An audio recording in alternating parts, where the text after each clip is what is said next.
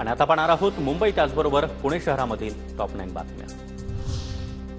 मुंबई शहर आणि उपनगरांमध्ये कोणत्याही कारणास्तव आता रस्ते खोदकामास मनाई।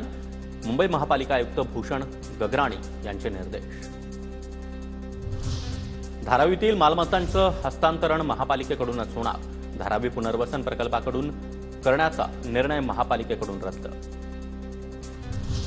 नवी मुंबई विमानतळासाठी जबरदस्तीने भूसंपादन बेकायदा। उच्च न्यायालयाचे राज्य सरकार आणि सिडकोवर ताशेरे। 7 जुलै 2017 रोजी दिलेला निवाडा न्यायालयानं रद्द केला। मुंबईच्या मानखुर्दमध्ये MMRDAनं बांधलेलं रुग्णालय मुंबई महापालिका हस्तांतरित करणार। पालिका या ठिकाणी 410 खाटाचं नवीन रुग्णालय उभारणार। रुग्णालयाच्या व्यवस्थापनासाठी पालिकेची 11 कोटींची निविदा।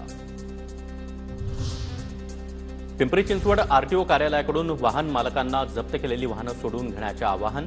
अन्यथा ही वाहनं बेवारस समजून त्यांचा लिलाव करण्यात येणार।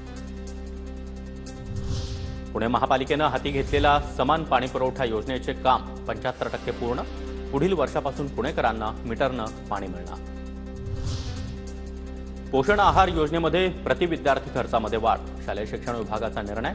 पहिली ते 5वीच्या विद्यार्थ्यांसाठी प्रति विद्यार्थी 74 पैसे तर 6वी ते 8वीच्या विद्यार्थ्यांसाठी प्रति विद्यार्थी ₹1.12 वाढ। पुणे महापालिकेचा 12,618 कोटींचा अर्थसंकल्प आयुक्तांकडून सादर। यावर्षीच्या अंदाजपत्रकामध्ये करांमध्ये कोणतीही वाढ नाही। सामान्य पुणेकरांना दिलासा। टवाळखोरांनी त्रास दिल्यास बस थेट पोलीस ठाण्यात न्या। पुणे महानगर परिवहन मंडळाच्या चालक वाहकांना सूचना। महिलांचा त्रास रोखण्यासाठी PMPMLच्या सूचना।